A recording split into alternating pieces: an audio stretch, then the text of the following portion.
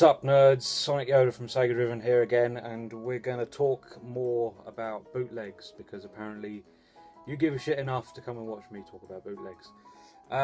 So I've got another first. It's this. This is a bootleg repro multi-cart, I suppose is the thing. So there's 4 actual Mega Drive games included on this, and they are Bare Knuckle, aka Streets of Rage, Street Smart, a Japanese one-on-one fighter, Fire Mustang, or as you might be able to just read there, Firemus Tang, which is a shmup, and also a shmup is Aero Blaster, which has nothing to do with shooting chocolate. It's also known as Air Buster in America, if I remember correctly. And yeah. Let's have a look at this in action because that's why you're here. Right, so the game is now running, and as you can see, I've got a Japanese intro to Streets of Rage, otherwise known as Bare Knuckle. So yeah, it booted directly into the game. There was no selection at the start. I didn't have a little screen that gave me any sort of choice as to what game on the cartridge I was allowed to pick. So how do you pick the other 3 games on this supposed multi-cart? Well, I'll show you in a second, but let's talk a little bit about Streets of Rage. There's not a great deal to be said about this. If you've played Streets of Rage, you know that it's a bloody good beat 'em up.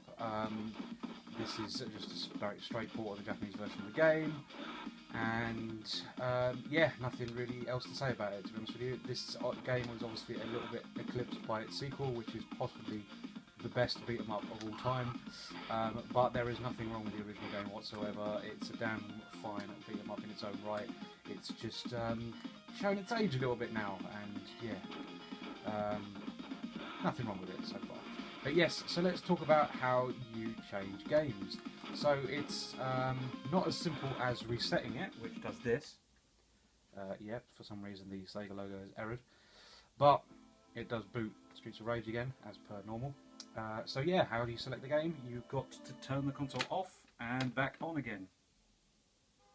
Right, there we go. So we're rocking Aero Blaster, which, as I've said, is a shmup. A very good one as well. Aero Blasters. I don't know if this is the actual ROM or not, because this seems like custom graphics. Yeah, it runs as you'd expect it to. Like I say, quite a good shmup in its own right. So now let's flick to the next game, I suppose. Right, so next up on the list we've got Fire Mustang, which again is another shmup of sorts. Seems to be sort of World War II themed, and we're going to go into it.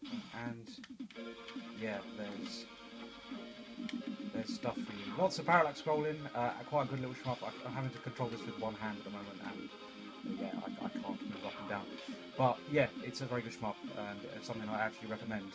Quite a decent little thing. Right, so next game. Continue already. And the last one on the list is Street Smart, which is a one-on-one fighter, and it's a load of old poo from what I can remember of playing this. I think this is a Japan-only game, and yeah, it's kind of a good thing that the West was saved from having to bloody play this piece of rubbish. Yeah, nothing really to say. It's just pretty clunky to play. It's not as dynamic as anything like Street Fighter 2, and it doesn't look great. Look, it can almost entirely static crowd. Sometimes they decide to move their fist, and that's about it. So yes, Street Smart, not great. Don't bother. So there you go, a bootleg multi-cart. That's a thing that now exists. Well, always has existed. I'm sure that's pretty old. But yeah, I mean, if you've followed the Mega Drive, you won't be unfamiliar with official multi-carts. So Mega Games 1 here is one of the first 2 games I ever got on my Mega Drive. It includes Super Hang-On Columns and World Cup Italia 90, which is a load of arse. Also, there's the Sonic compilation, which you may have seen. That's Sonic 1, Sonic 2, and Dr. Robotnik's Mean Bean Machine. Good collection that. For some reason, it's the the standard revision of Sonic 1, which doesn't have the scrolling clouds and the Ripley water and Labyrinth Zone, so a little bit disappointing considering that's quite a late Mega Drive release. And then the other one is Fantastic Dizzy and Cosmic Spacehead, which are two good adventure games. Cosmic Spacehead being more of a point and click, whereas Fantastic Dizzy is a search the stage for stars, because that's how you complete it. It's actually quite a fun little game, but it is a bit of a thankless task because there's lots of these bastard stars all over the stage. But yes, thank you very much for watching once again. I've been Sonic from SEGADriven. You've been watching the SEGADriven YouTube channel, and if you enjoyed me talking bollocks about bootleg video games, you should subscribe, because there will more than likely be updates on my bootleg collection. And if you haven't already watched it, there is another bootleg Mega Drive collection video that you can watch. There's a link in the description. Thank you for watching. Come back.